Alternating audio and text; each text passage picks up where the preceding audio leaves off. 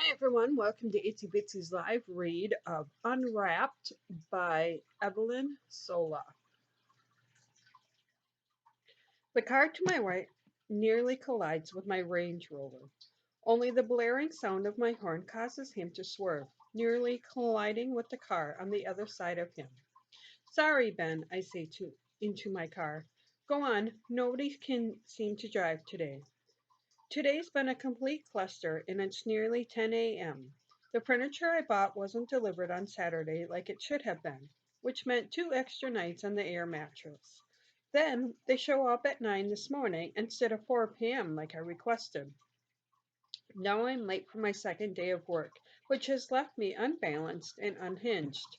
This is not how I expected this day to go, but this is only temporary, I tell myself. This is a favor from my uncle, and I'll be back into my life soon, whatever the fuck that will look like in a few months.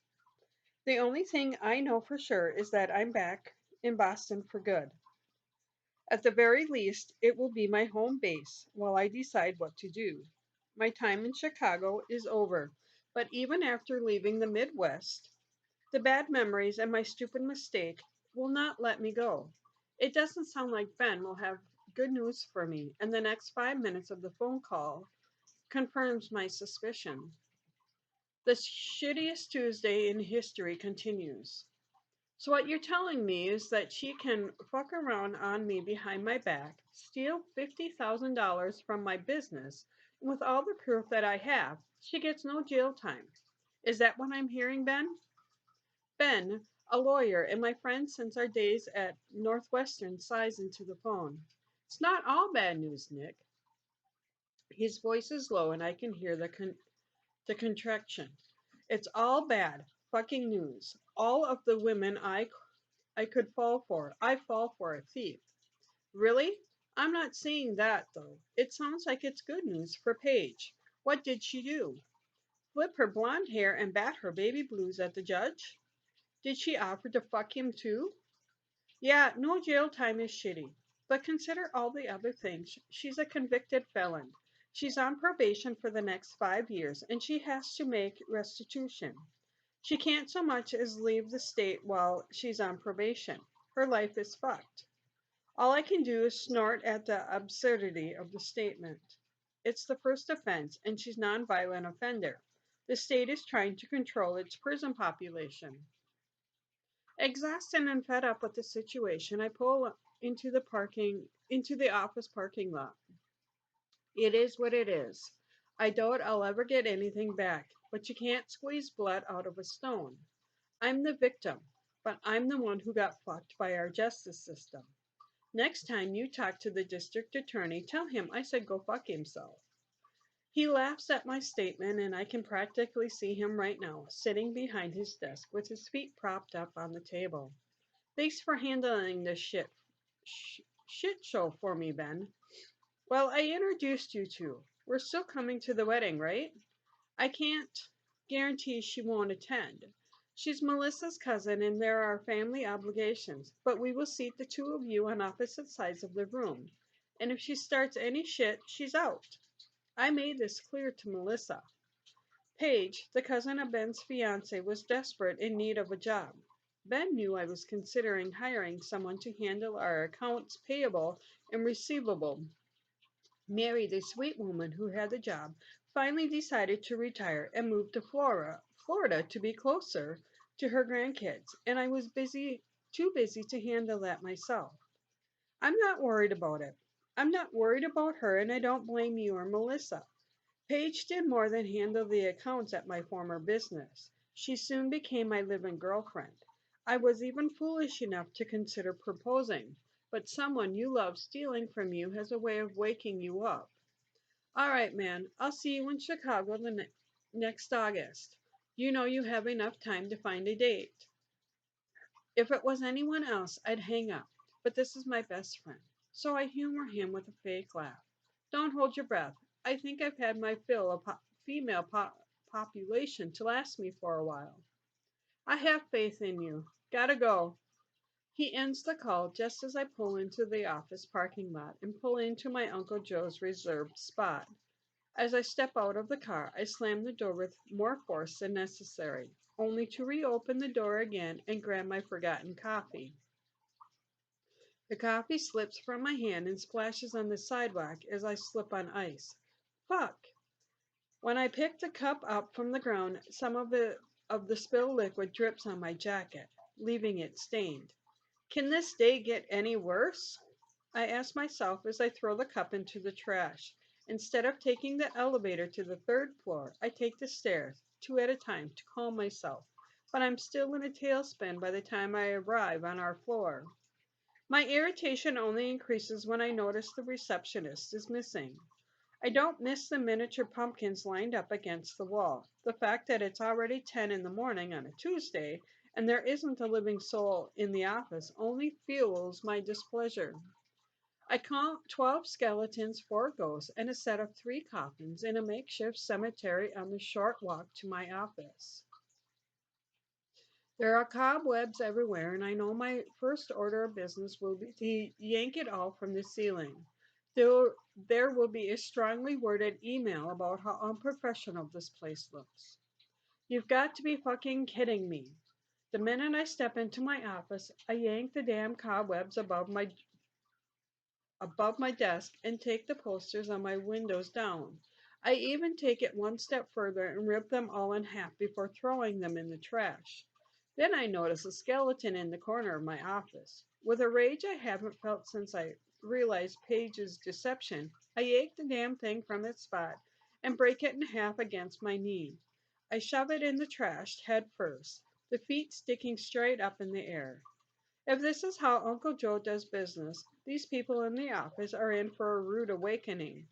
I've been here for 3 minutes and have not seen another person. Needing more coffee, I stomp out of my office and head for the kitchen.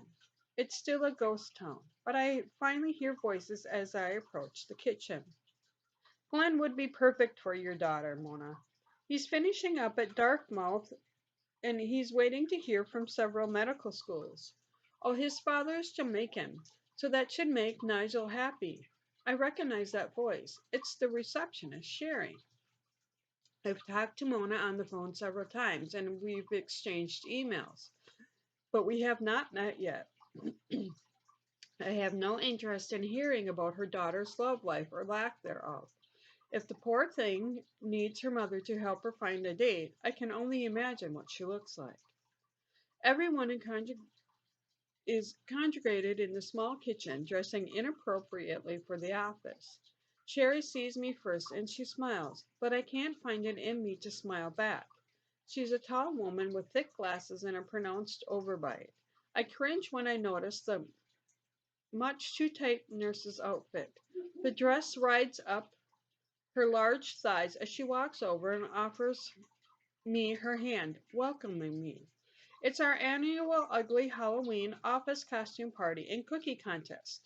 I look around the room and notice all kinds of pastries. But over the years, we've branched out from just cookies. The only rule is that it must be homemade. Did you bring anything? I sent you an email. 2 deep breaths and counting to 10 twice does nothing to calm down the storm brewing inside of me. Then I count to 10 again. Instead of telling this woman I have more important things to worry about than baking artery clogging food, things such as dealing with my thieving ex, selling my house back in Chicago, and trying to figure out what the hell I'm doing with the rest of my life when this job ends, I take another deep breath and walk away. I see the smile leave her face as I walk to the coffee machine. I pay no attention to the whispers behind me. I don't even have time to feel bad about my rudeness because all I can focus on is that damn coffee machine that I can't get to work. The whispering ends, but what happens next is the worst. The music starts to play, and if not for my need of coffee, I'd be screaming out of here. Michael Jackson's Thriller. How original. Is anyone planning on doing any work today, or is that too much to ask? You could hear a pin drop after my question. Joe never had a problem with us having a little fun in the office. I'm not sure who said that because my back is turned, but whoever it is does not do a good job of hiding their annoyance. The last thing I fucking need today is an employee with attitude. Does anyone see Joe here? I ask.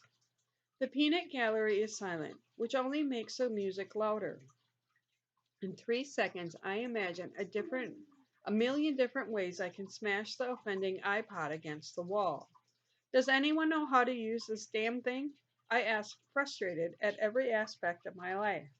I finally turn around to face the room, uncaring about the hateful glares aimed at me. That's one of the perks of being the boss. A woman dressed as Mrs. Claus walks over to me. She's a black woman, probably in her early 50s. She's short and plump and on the plump side, but not plump enough to make a believable Mrs. Santa Claus. She gets an A for effort, if the white wig and round glasses are any indication of her dedication to this costume. She even put rouge on her cheeks. I'm confused. Is this Halloween or Christmas? I ask as I look around the room. I'm Mona Moore, she says, offering me her hand. I give it a firm shake before dropping it. I was out yesterday, but we've spoken on the phone a few times. She smiles, but I remain psychotic. She's a pretty woman with big brown eyes and smooth brown skin. Yes, my uncle talked to me about you. Her smile widens at the mention of Uncle Joe. She opens her mouth to say something, but I talk over her. You're the one who makes his coffee. The smile disappears from her lips immediately, and she pulls her head back as she narrows her eyes at me. I do a lot of things I do a lot more than make coffee, Mr. Bain. Right, you handle the books, make calls, pay bills, chases down clients who are late on payments, the jack of all trades at the office. I don't know why I'm being such an ass to this woman. Uncle Joe speaks so highly of her. You think she was his family. When I warned him about trusting someone so deeply, he brushed me off and said he was a much better judge of character than me. Yes, I do, whatever needs to be done around here. Mr. Bain has always appreciated that about me. She narrows her eyes at me and looks up and down, clearly displeased by my lack of Halloween costume.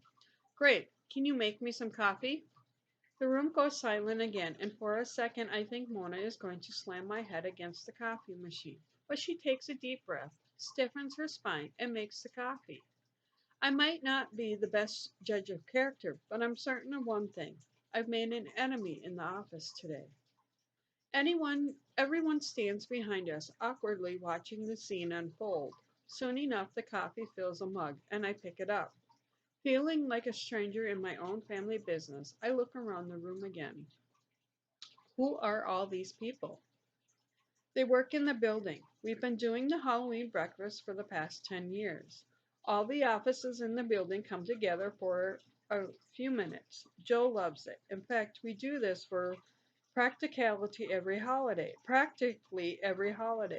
She looks at me directly in the eye when she mentions my uncle. We really miss him around here. I speak for everyone else when I say we can't wait for him to return where he belongs. There really is no substitute for Joseph Bain. Message received. Yeah, well, people in hell want ice water. If you can manage to pull yourself away from this fun party, I'll need to see you in my office in 10 minutes. I walk out of the kitchen without giving her a chance to reply, but I can feel her eyes shooting daggers at me the entire time. Chapter 2, Miranda. 5 weeks later.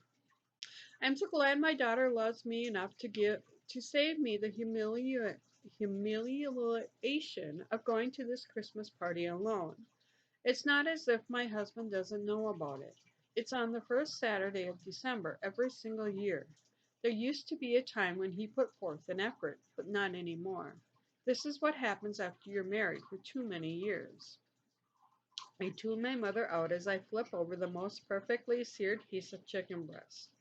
I add my roasted vegetables to the plate, topped with a scoop of my homemade guacamole because guacamole makes everything taste better.